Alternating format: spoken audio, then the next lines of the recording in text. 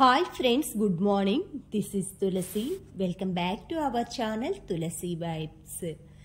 ఉదయాన్నే కొంచెం నేచర్లో ఇలా గడపటం అయితే చాలా హ్యాపీగా అనిపిస్తుందండి.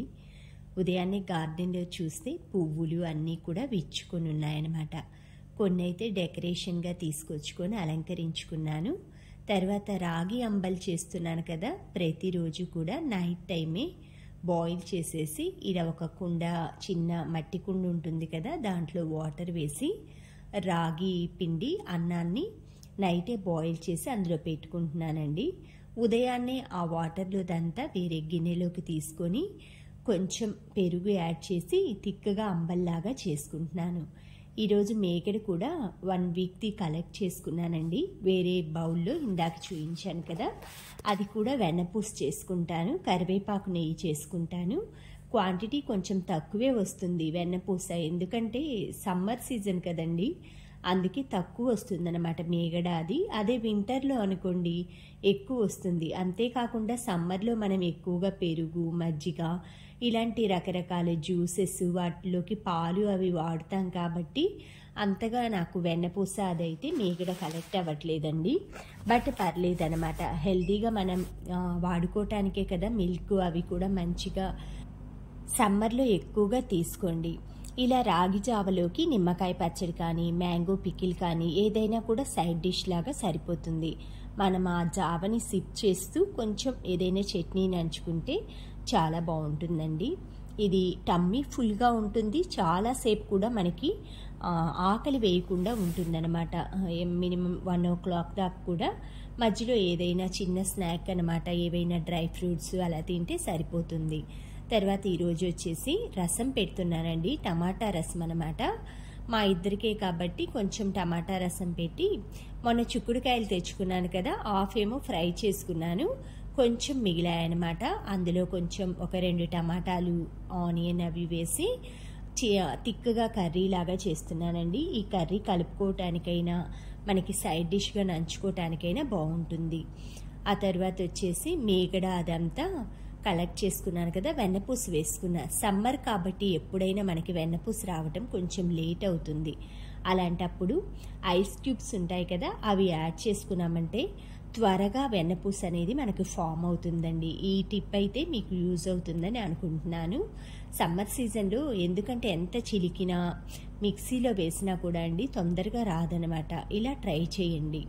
తర్వాత ఐస్ క్యూబ్స్ కూడా సమ్మర్ కాబట్టి అంతా ఫిల్ చేసి పెట్టుకున్నానండి ఫుల్గా, ఎప్పుడు కావాలన్నా యూజ్ చేసుకోవచ్చు. తర్వాత గ్రీన్ పీస్ కూడా నేను ఇలా సీజన్లో అలా ఒలిచేసి స్టాక్ పెట్టుకుంటానమాట డీప్ ఫ్రిడ్జ్లో.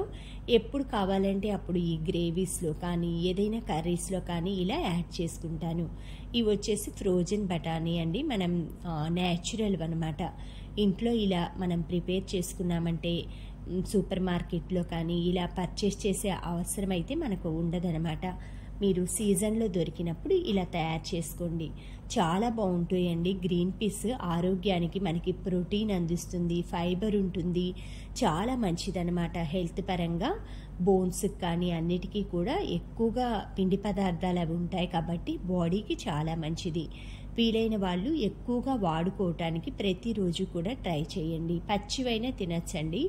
వెన్నపూస అని చెప్పాను కదా, నేను ఎన్నిసార్లు మిక్సీ వేసినా కూడా దగ్గరికి రాలేదు, ఎప్పుడు కూడా త్వరగా వస్తుంది సమ్మర్ కాబట్టి. అందుకే కొంచెం ఐస్ క్యూబ్స్ యాడ్ చేశాను కదా, చూడండి తిక్కగా ఒక్క 5 minutesకేనండి చక్కగా వచ్చేసింది. తర్వాత దీన్ని అంతా ఒక 2 times శుభ్రంగా క్లీన్ చేసి స్ట్రెయిన్ చేసుకున్నాను.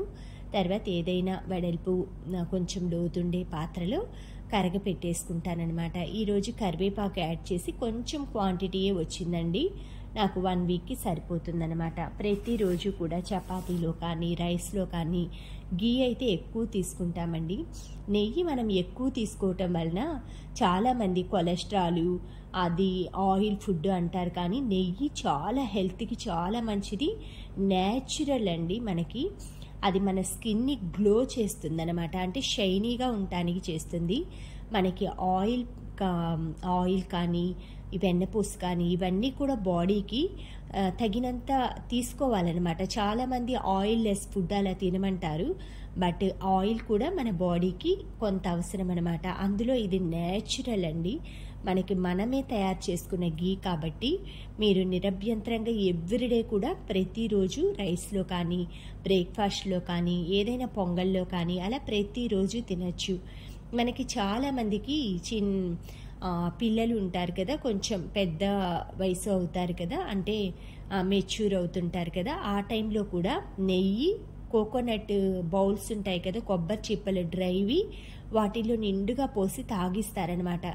ఎందుకంటే ఫ్యూచర్లో బ్యాక్ పెయిన్స్, నడుముల నొప్పులు ఇలా రాకుండా ఉంటాయని జాగ్రత్త అనమాట. ఇప్పుడైనా సరే మీరు మంత్లీ పీరియడ్స్ టైంలో కూడా ఈ గీని ప్రతి వంటకాల్లో కానీ నువ్వులుండలు ఇలా చేసినప్పుడు పిల్లలకి అలా కలిపేసి ఇవ్వండి. ఎక్కువగా నెయ్యి తీసుకున్నామంటే మంచిదండి హెల్త్కి.